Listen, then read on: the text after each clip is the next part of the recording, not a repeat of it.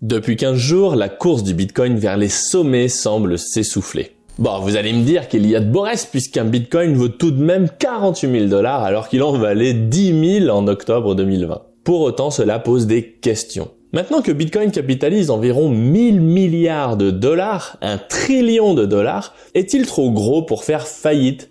Est-ce qu'un éclatement de cette bulle provoquerait des dégâts bien au-delà d'une simple moins-value pour ceux qui en détiennent ? Ou alors est-ce le moment d'acheter car le Bitcoin est voué à s'envoler rapidement vers les 100 000 $ après avoir repris son souffle ? Est-ce que les Bitcoins vont devenir le futur or numérique ? Je vous propose d'analyser tout ça calmement. Allez, c'est parti !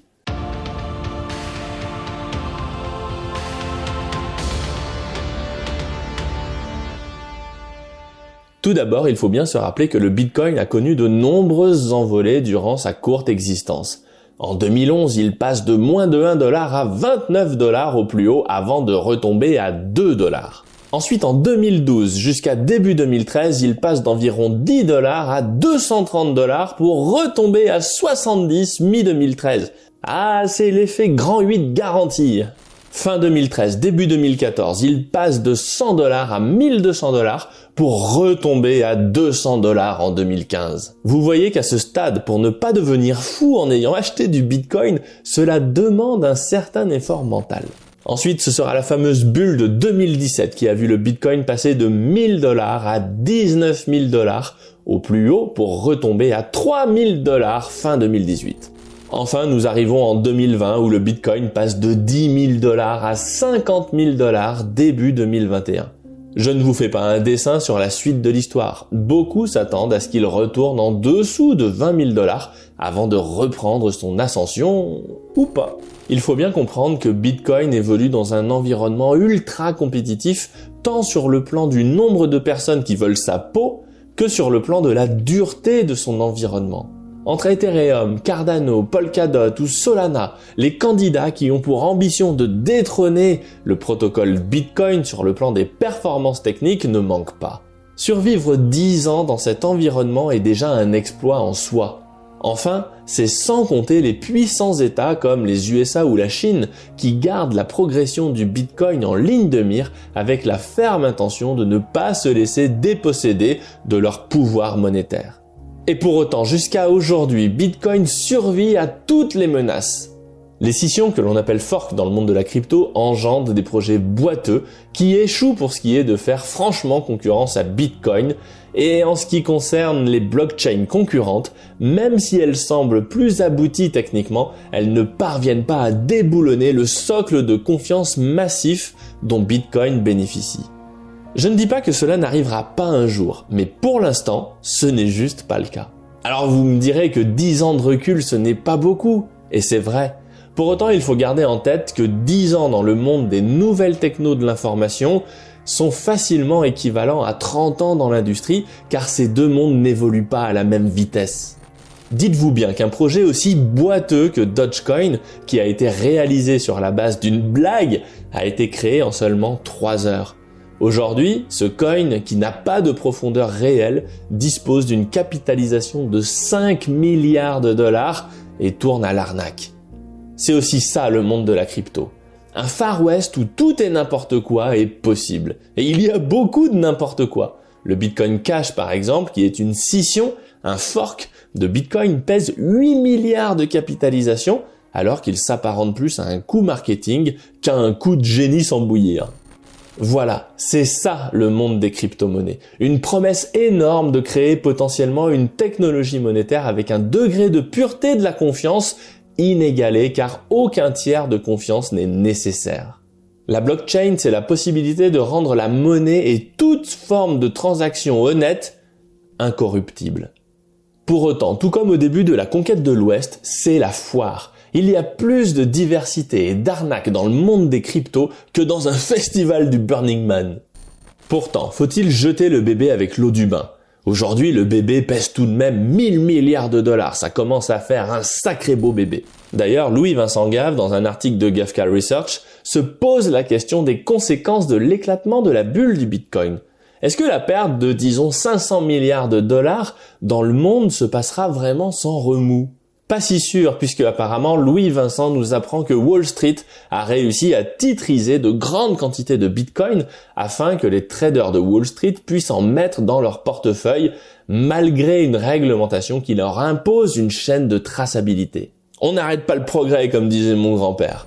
Mais fondamentalement, quel est le plafond pour Bitcoin? Est-ce qu'il pourrait valoir $1 million? Même le très sérieux magazine Forbes se pose la question. Nous revoilà donc plongés au cœur d'un de mes sujets de prédilection, la question de la valeur. Qu'est-ce que la valeur? Puisque la Fed et la BCE impriment les dollars et les euros par milliers de milliards, littéralement, pourquoi est-ce que le Bitcoin, dont la quantité est strictement définie, ne pourrait pas valoir 1 million ou même $1 milliard au bout d'un certain temps? Comme le dit le dicton, toute monnaie centralisée gérée par un État finit par retourner à sa valeur intrinsèque, c'est-à-dire zéro. Les exemples sont déjà nombreux dans l'histoire récente. Tenez, par exemple, aujourd'hui, un Bitcoin vaut près de 500 000 bolivars vénézuéliens, alors qu'en 2013, il valait 500 bolivars. Dites-vous bien que le salaire moyen est de 250 bolivars. Alors, celui qui a acheté ne serait-ce qu'un seul Bitcoin en 2013 est riche, tandis que les autres ont vu leur épargne partir en fumée. Alors oui, vous allez me dire, la monnaie s'est effondrée au Venezuela. Mais redites-vous cette phrase dans votre tête, c'est intéressant comme constat.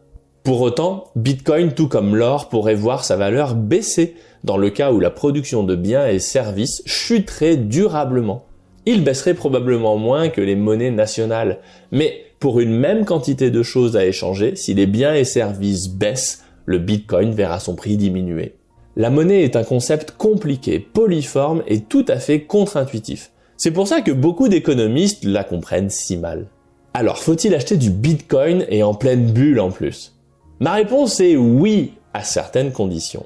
Premièrement, il faut que vous ayez de l'argent, même un peu, que vous êtes totalement prêt à perdre sans plus de regrets que ça. Deuxièmement, pour le comprendre, il faut faire un calcul d'espérance. Si Bitcoin a 90% de probabilité de finir à zéro, mais qu'il a 10% de chance de finir à $1 million, alors l'espérance de gain est de 200%. Dit autrement, si vous mettez 1% de votre épargne mensuelle dans Bitcoin chaque mois, admettons que ce soit 40 €, alors au bout de 10 ans, vous risquez d'avoir définitivement perdu 5 000 € ou alors d'être millionnaire en dollars de 2031. Si on en arrive là, le $1 million n'aura pas la même valeur qu'aujourd'hui, c'est à peu près certain. Il vaudra beaucoup moins cher. Mais vous aurez gagné alors que les autres auront vu leur épargne se faire vénézualiser. Est-ce le bon moment pour investir? Pourquoi ne pas attendre que la bulle éclate? Car nous ne sommes pas des gens raisonnables, nous sommes des êtres d'émotion. Le propre des bulles, c'est de nous faire vibrer, d'exciter notre curiosité. Alors profitez-en pour passer le cap en douceur. Investir 10 € en Bitcoin demande beaucoup d'implication et de remise en question de nos croyances, car il va vous falloir apprendre ce qu'est un wallet, une passphrase, comment acheter concrètement un Bitcoin et comment sécuriser le tout pour être capable de les retrouver dans 10 ans. Pensez-vous réellement être capable de faire ce travail exigeant lorsque le sujet ne brûlera plus les pages des médias? Lorsque ce sera devenu un sujet parmi les autres, sans intérêt? Pour 90% d'entre nous, bien sûr que non, parce que je le rappelle, nous sommes des êtres d'émotion. Alors, haut les cœurs, prenez vos 10 € et faites votre premier investissement en crypto via Bitcoin. Vous allez y passer un peu de temps, découvrir un nouvel univers et au bout du compte, vous aurez risqué 10 €.